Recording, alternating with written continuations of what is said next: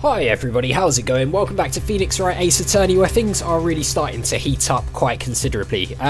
First off, let me just say I've been nursing a pretty nasty cold over the weekend. I don't know if you'll be able to hear it, but my throat is still a little bit sore, so I don't know how well I'm going to be able to do the voices for people like the judge. I might have to do it a little bit lower key than usual, but we'll see.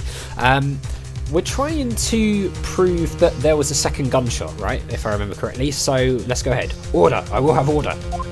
Mr. Wright has proven one thing to us quite clearly, that the murder weapon was fired twice at the time of the incident.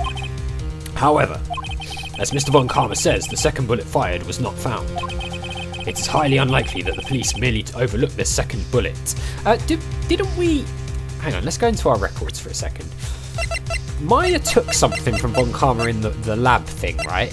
Yeah, look, this. So I wonder if this bullet is going to be important, the one from... Gregory Edgeworth's heart. It still bears the ballistic marking, so maybe we could match it to a gun.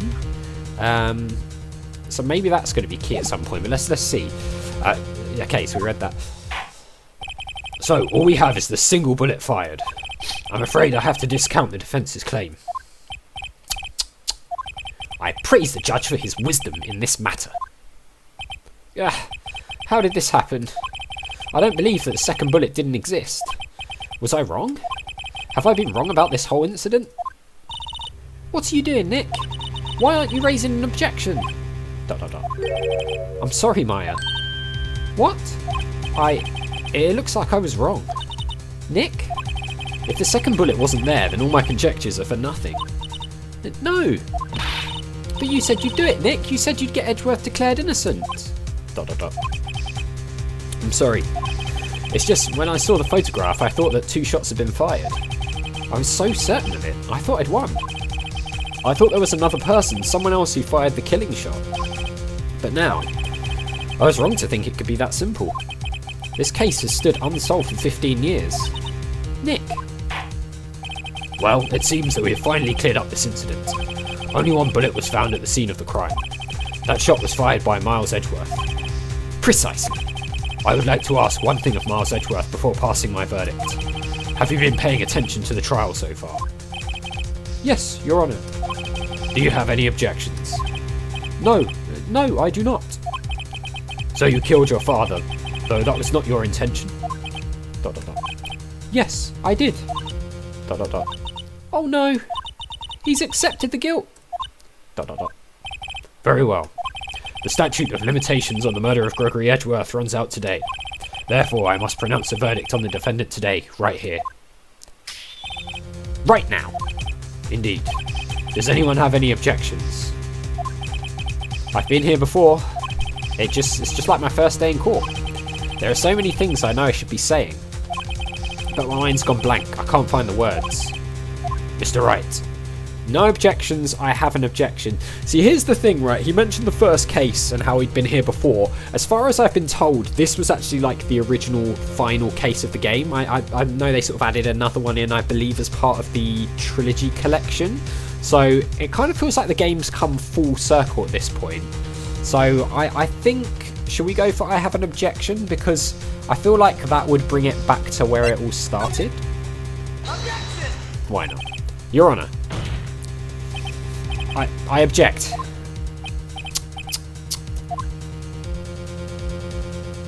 Mr. Wright, on what grounds do you object? Oof. Nick?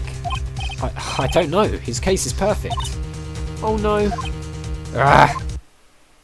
It must exist. What the hell's happening now? It's gone... Oh, is that Mia? The second bullet. What? What did you just say? Nothing. The second bullet must exist. But where? That is really like unnerving. That I'm sure it's Mia flashing up like just for like half a second or something. Someone took it. ... It seems waiting is not going to produce us any answers from Mr. Wright. Wait, Your Honour. The second bullet. It existed. What? But we've just heard proof that it did not exist. I realise that, Your Honour. I'm really grasping here. Yeah. It's just someone took it from the scene of the crime. That's what happened. But who? The murderer? How do we know that? The murderer? Then tell us, just who is this murderer? I'm still thinking about that one. So the criminal took the second bullet, but why? Huh? First of all, how would they have found it? It's not easy to find a stray bullet, Mr. Wright. Was there some pressing need for the murderer to search for that bullet? The murderer had to find it, the murderer didn't need it. Well... let's think. Was there some pressing need for the murderer to search? I would guess... the murderer didn't need it, the murderer had to find it. Was there some pressing need for the murderer to search for that bullet? Well, let's think. So, let's go back to our photo. So the photo of the scene, let's have a look at this. So obviously there was one bullet which is in Gregory Edgeworth's heart, which was removed and was in that bag, right? Then we've got this other bullet hole thing in the glass up there, and that bullet's never been recovered or was taken away by the murderer, right? So, I mean, I don't know, honestly. I don't. The murderer had to find it. The murderer didn't need it. I mean, was there some pressing need? Why is the word need in red, though? Was there some pressing need for the murderer to search for that bullet? I mean, the murderer... I probably not, right? I don't know. Why would the murderer have spent the time to look for the stray bullet? I haven't got a clue. What's wrong, Mr. Wright? Blah! The murderer had no reason to take that bullet. You don't want to admit it, but it's true. That's what he said. Had to take it. Had to take it. The murderer? What does that mean? You're thinking too normal. Think crazy. What? Don't think why the bullet was taken. Think why the bullet had to be taken. Mr. Wright? Are we like having a full-on breakdown in court? Yes, Your Honour. I have no idea what I'm doing. Well, the murderer had no intention of taking the bullet from the scene. But the murderer had to take that bullet. Had to, Mr. Wright? What do you mean? Well, for instance... For instance, what? Maybe the bullet, hit the murderer? Oh. That's an interesting thing. Did it ricochet back to the murderer? The bullet hit the murderer? Just saying, for instance. I mean, if it hit you, you would have to take it with you, wouldn't you? Oh, that's a good point. I didn't think of it that way, but that's actually a good point. Like, if the bullet ricocheted onto the murderer, he couldn't exactly remove the bullet at the scene, could he? So he'd have to take it with him. It's not like he could perform surgery right there, exactly. You know. ... The whole course. ... Wait a second. I was just talking off the top of my head, but what if that really happened? Let me get this straight. So at the time of the murderer themselves was shot, and they left with the second bullet still inside of them, thus leaving only one bullet at the scene of the crime. Yes, I guess that's how it would work, yes. But there's a problem with that. The other two people rescued from that elevator, Miles Edgeworth and Yanni Yogi, were both unharmed. So that would mean another person? The murderer came from outside, yes. Oh, interesting. A completely separate person. The two men fight inside the elevator. Trying to stop them, the boy picks up the pistol at his feet and throws it. The pistol discharges and the bullet... Yeah. The bullet goes through the elevator door and hits the murderer outside. Ah, the boy loses consciousness. Then the murderer opens the elevator door and sees the men inside.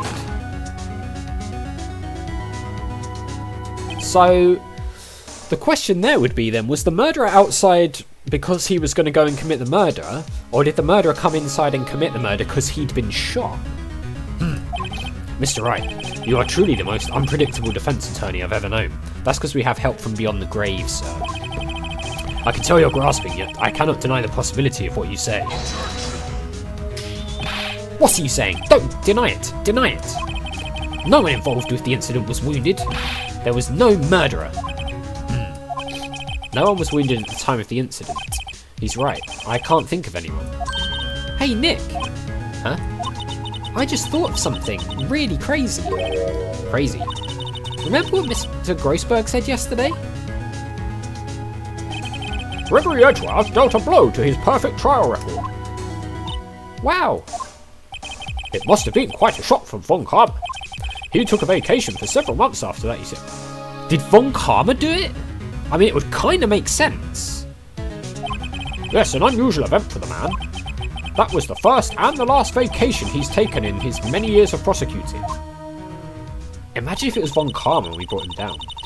What if Von Karma didn't take that vacation because of shock, but took it because he was injured? Oh my god. Could you imagine? Which would mean... It could only mean one thing. He was the murderer in the DL6 incident. He was the man who shot Gregory Edgeworth. It was Von Karma. For real?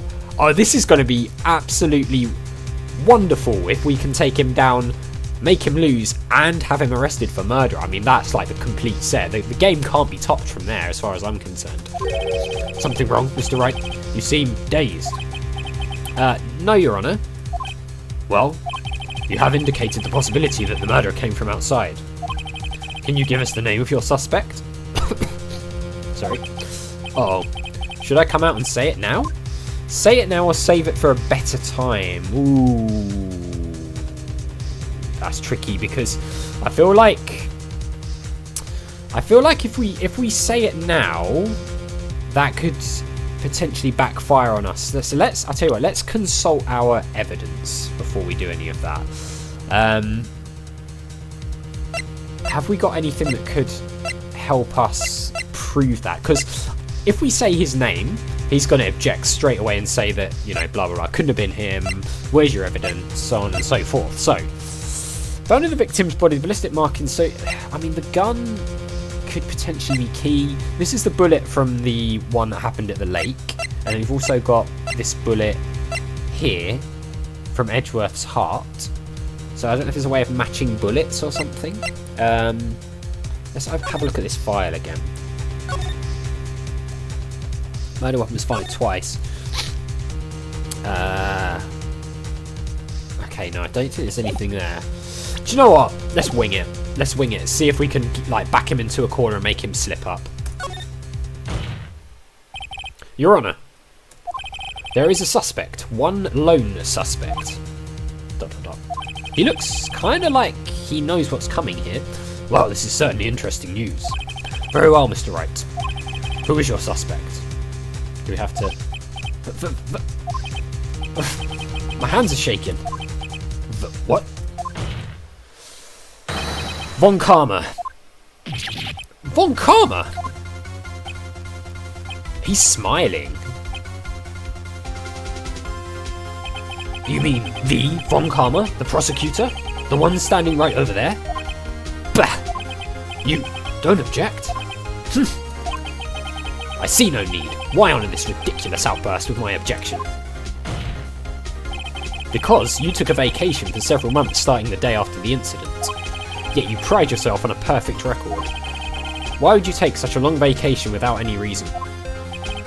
So you're claiming that I took a vacation to heal my injury from the incident?